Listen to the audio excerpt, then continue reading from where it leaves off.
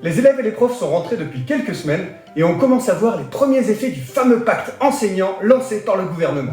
L'occasion de revenir sur les raisons qui pouvaient laisser croire que ça n'allait pas fonctionner afin de voir si les doutes étaient fondés ou pas. Je vais spoiler direct le contenu de cette vidéo, c'est pas une franche réussite le truc, hein. Mais avant d'analyser les raisons de la débâcle, je vais expliquer rapidement de quoi il s'agit. Afin de permettre aux enseignants de gagner plus, on leur propose de travailler plus.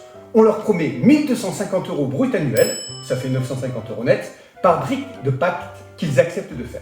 Ils ont le droit de faire 3 briques. Les missions sont différentes pour les profs de primaire et les profs de collège-lycée. Dans le premier degré, ça va de 24 heures d'accompagnement au dispositif devoir fait, soit 40 € net de l'heure, à la coordination et prise en charge des projets d'innovation pédagogique, sans volume d'heures, soit 950 € net de l'heure pour ceux qui parviennent à embrouiller leur hiérarchie. Dans le second degré maintenant, ça va de 24 heures d'intervention dans le cadre de la découverte des métiers au bénéfice des collégiens.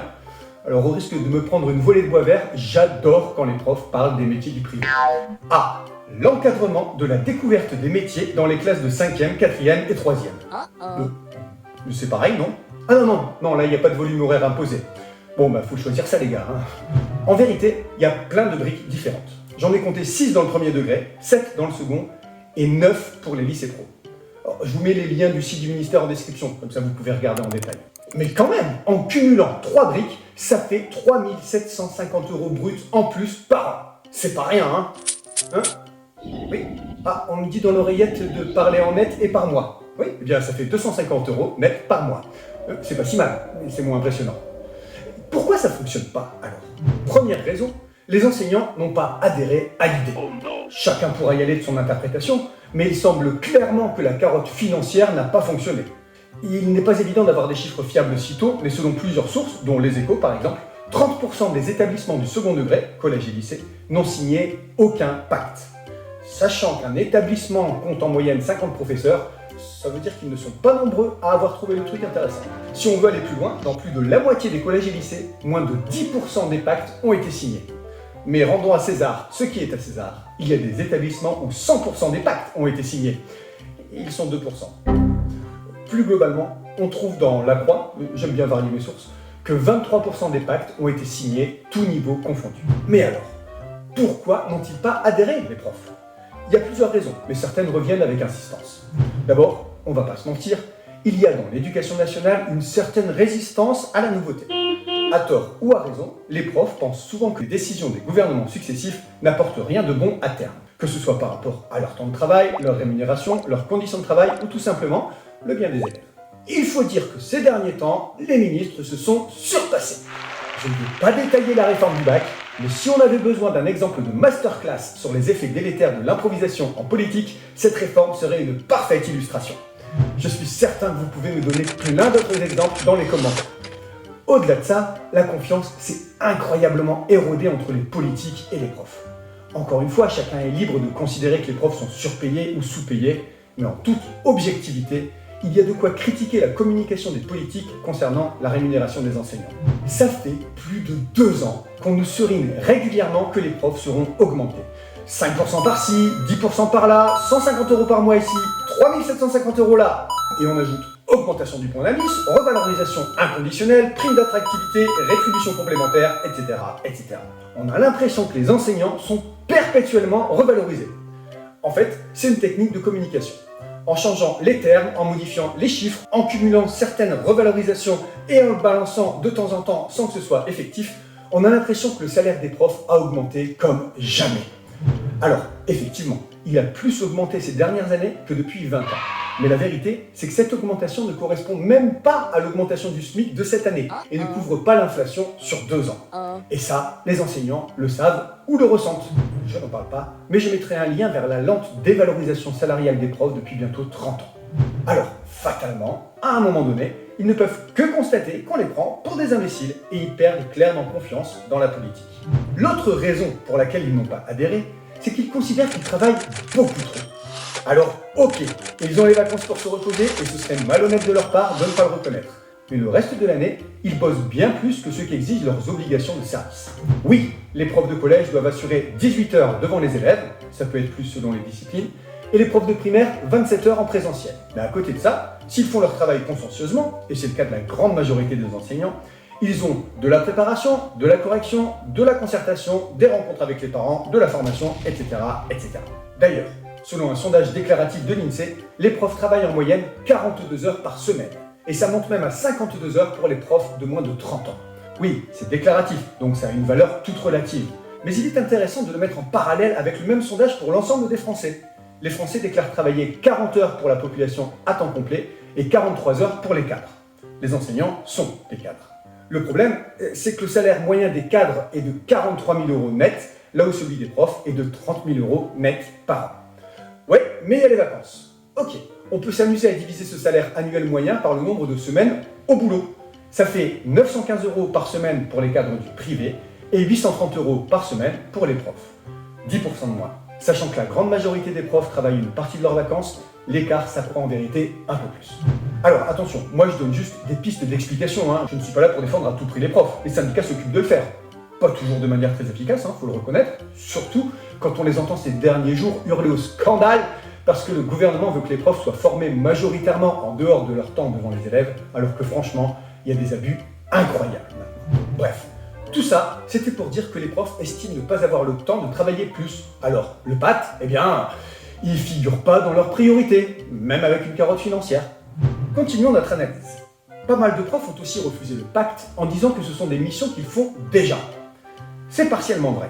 Et le président ne l'a pas nié. Dans son interview avec Hugo Décrypte, il en a parlé et il a argumenté sur le fait que c'était l'occasion de leur payer un travail qu'ils faisaient souvent sans la juste rétribution qui va avec. Je passe à la suite parce qu'il y aurait de quoi rallonger encore toutes les raisons qui poussent les profs à ne pas faire confiance aux propositions des politiques. Rentrons plutôt dans le bien fondé de ce système de pacte. On l'a vu, l'un des blocs du pacte, qui était en fait le déclencheur, c'est de s'engager à remplacer des profs absents sur des courtes durées. Je vous invite à voir ma vidéo sur les remplacements de profs pour plus de détails. Au départ, il était question de remplacer les cours en enseignant la matière du prof absent. Ils se sont vite rendus compte que c'était infaisable et qu'on ne pouvait pas demander à un prof d'anglais de faire des cours de maths à des terminales. Ou l'inverse. Alors, ils ont décrété que le prof de maths pourrait remplacer le prof d'anglais, mais pour faire des cours de maths. J'ai tout de suite trouvé ça absurde, mais il y avait des arguments derrière. C'était que le jour où le prof de maths serait absent, eh bien, il pourrait se faire remplacer par un prof d'anglais et on reviendrait à un équilibre global. Le problème, c'est que ce sont des technocrates qui ont eu ce raisonnement. Alors oui, ils ont raison, à l'échelle de la France, la proportion d'heures perdues est comparable dans toutes les disciplines. Même si mon expérience me porte à penser que les profs de certaines matières sont quand même plus absents que d'autres. Vous en pensez quoi? Mais admettons que ce soit vrai. Dans ce cas, à l'échelle du pays, c'est ok, on équilibre tout ça. Sauf que, chers amis technocrates, un établissement scolaire compte en moyenne, et je l'ai dit au début, une 50aine d'enseignants. Et vous le savez très bien, quand vous faites des sondages sur des échantillons représentatifs, il faut au moins 1000 personnes. Ce qui est vrai à l'échelle macroscopique ne l'est plus à l'échelle d'un établissement. On a tous souvenir d'un prof qui était tout le temps absent et d'un autre prof qui était tout le temps là, quoi qu'il arrive. En tant que parent, aujourd'hui, je vois que certains profs cumulent les absences, quand il y en a d'autres dont je ne connais même pas le nom, parce qu'ils sont toujours là, je ne vois pas leur nom sur le carnet. Votre système ne fonctionne pas. En plus, ce n'est pas le seul problème. Tenez, voici un énoncé. Dans une classe de première composée de 32 élèves, oui je sais, c'est pas beaucoup, avec le nouveau bac, le lycée a galéré à faire ses classes. On a 8 élèves qui ont l'aspect physique avec Monsieur Phi, 16 élèves qui ont l'aspect maths avec Monsieur Maths et 8 élèves qui ont l'aspect SES avec Madame Éco. Par chance, dans cette classe, tous les élèves ont l'aspect SVT avec Madame Bio. Madame Bio a avalé des pesticides et Madame. Heureusement, Monsieur Tic, l'autre prof de maths du lycée, a proposé de faire le pacte. Et en plus, il est dispo sur les 2 heures de cours de Madame Bio. Il va donc prendre les élèves de Madame Bio. Ah, pas de bol. En maths, les élèves qui font la spécialité n'ont pas les heures de tronc commun. Qu'à cela ne tienne, Monsieur Tic va quand même les prendre. Sauf que c'est Madame Emma, une autre prof de maths du lycée, qui a les 16 élèves qui ne font pas spé maths. Comme Monsieur Tic n'a pas pu s'organiser avec elle, eh bien il va faire de la méthodologie. Résultat, les 16 élèves de spé maths s'ennuient royalement. Parce qu'entre un élève qui a du mal avec les pourcentages et un élève en spé maths, il y a tout un monde en fait. Et les 16 autres élèves ont fait un peu de statistiques, chapitre que Madame Emma avait prévu d'aborder dans 4 mois. 2 semaines plus tard, Madame Bio est encore absente. Oh, c'est ballot. Et il y a bien un prof d'espagnol qui peut faire des heures de Pâques, mais il a cours à ce moment-là. Et en plus, les 2 tiers de la classe sont allemands. Donc, Monsieur Tic s'y colle de nouveau. Pas grave, il va refaire de la méthodologie. Et c'est comme ça, 6 jours dans l'année. Madame Emma et Monsieur Math n'ayant pas été absents cette année, les élèves de cette classe auront eu droit à 12 heures de méthodologie, en plus que les autres classes pour la moitié d'entre eux, et 12 heures d'ennui mortel pour l'autre moitié. Quant au cours de SVT, aucun prof de SVT de l'établissement n'ayant souhaité proposer des remplacements, eh bien, les élèves auront eu 12 heures de moins que les autres, soit tout de même l'équivalent de 3 semaines en première. Ah, et il s'est passé la même chose avec le prof de français, qui ne pouvait être remplacé que par un prof d'histoire d'une autre classe, qui leur a proposé de regarder des films. Bon, ça reste des matières littéraires, hein. Mesdames et messieurs du ministère, il y a un monde entre la théorie et la réalité. Vos solutions idéales sur le papier ne fonctionnent absolument pas IRL. Et les profs l'ont bien senti. C'est pour ça que votre pacte, eh bien, comment dire, on se comprend. Je fais l'impasse sur les problèmes que pose le pacte pour les chefs d'établissement, parce que comment fait-il si les 50 enseignants de son établissement veulent faire les 18 heures de remplacement? Il force tout le monde à être absent 18 heures pour que ça fonctionne? Ben non, en réalité, il doit choisir. Toi, je veux bien, mais toi non, en fait. Hein. Pourquoi? Parce que sympa l'ambiance.